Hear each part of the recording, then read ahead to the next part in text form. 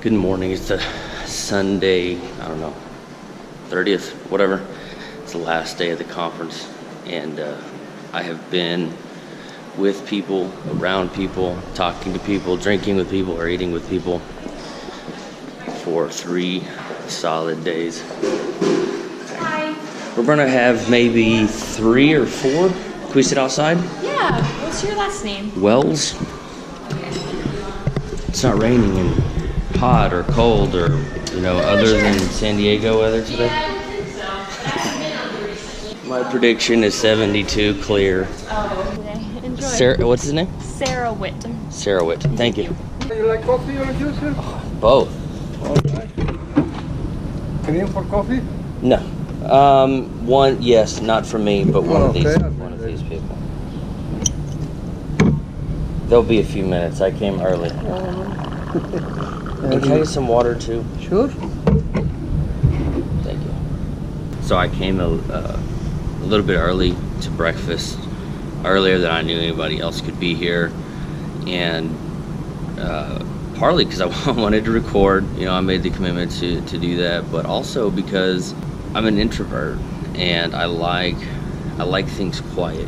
Whenever I go into a really loud room, it's not that I'm uncomfortable. Like, I crawl up into a ball and can't communicate with anybody, but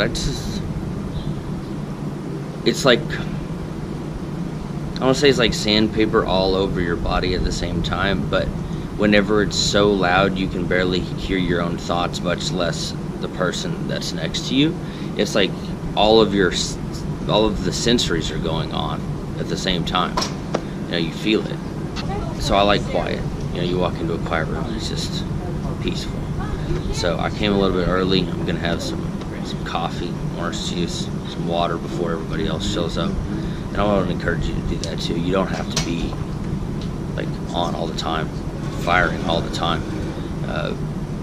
The extrovert ideal that some people have put out there for us. We can find times during your day where some people might call it meditation, people might call it something else, where you can go early, stay late, or go to a side room or something like that and be quiet. So I want to encourage you to do that. Here's the things two big things that I picked up from the conference. I'll probably talk more about this later. But one is that successful people truly embrace who they are. Unsuccessful people try to be somebody else. You're going to get judged either way. People are going to like you or not like you, no matter what.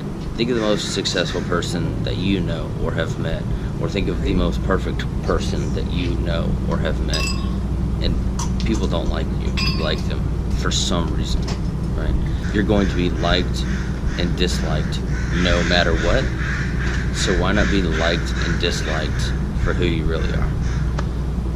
Thank you. That looks delicious. And the other thing is that successful people really focus on building relationships. Somebody brought this up from the stage. I think I talk about it a little bit in my book, Exit Strategy.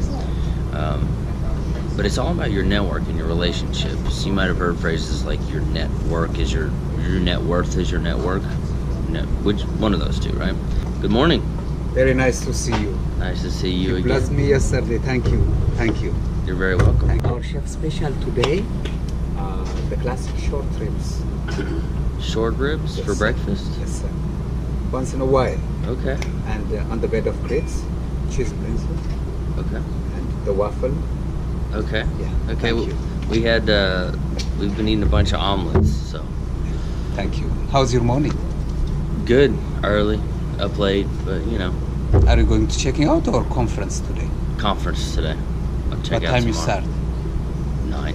No, plenty of time. Yeah. And I got 2 more coming. I don't know if we'll have a I'm 4th gonna or leave not. it. Thank you. But Thank you. no cream. problem. Black coffee. Right.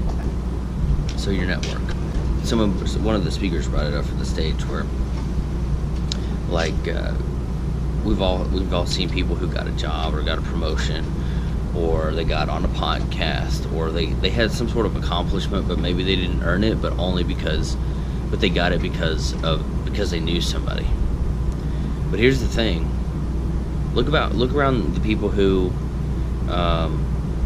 are getting things done, and look at the people who you would give an opportunity to. Let's ask this question.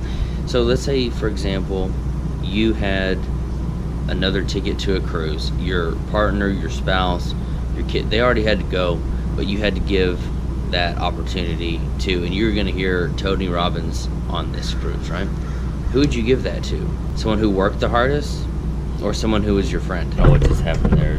It put a Band-Aid looking thing on the screen. And then when I turned around, it said repairing file. So it may look a little bit different than it did just a second ago. It was on 4K, now it's on 1080p. I don't know if you'll be able to notice because I put it out at 1080p Anyway, your network is your network. We do business with people we know, who we like, and who we trust. And most people, like 75 to 80%, get the opportunities that they get because of their network. When I started working at IBM, which pulled me out of some really low-paying jobs. By the way, a lot of this stuff is an exit strategy, and I don't want to necessarily to promote the book, but I go into a lot of detail, because anything I've done, you can do. That's the overall message in most things, right? So I went from making like $12 an hour to $50,000 a year because of my network. I went from 50 to the job that gave me, right before I was fired, I made $20,000 in that month. I went from IBM to that job at Dell because of my network. Most of my clients, the ones who pay me for coaching, masterminds, they are in my network somehow. And I ask them for business. I tell them I can help them, by the way. I don't wait for them to come to me. Email funnel, they get into my email ecosystem. We're friends on Facebook. It's your network. It is the relationships that you have that will get you to the next level, and those kinds of things. Anyway, people are going to be coming down here in 6 or 7 minutes. I wanted to be quiet. I've talked for a few, which is kind of what I wanted to do anyway. But you don't have to be somebody else to be successful. You're going to be judged for who you are, and you're going to be, but let me say also that you're going to be liked for who you are. So truly be who you are, not who you think somebody else wants you to be. And you can find ways, like me, introverted, like quiet, even at a conference with 600 people. You got a roommate for the weekend. You're going to be eating breakfast with somebody else. You can find ways to get the quiet solitude if you want it, if you look for it. You don't have to go to a conference and think, oh, I've got to hang out with people and be noisy and loud and extroverted and all these things and miserable.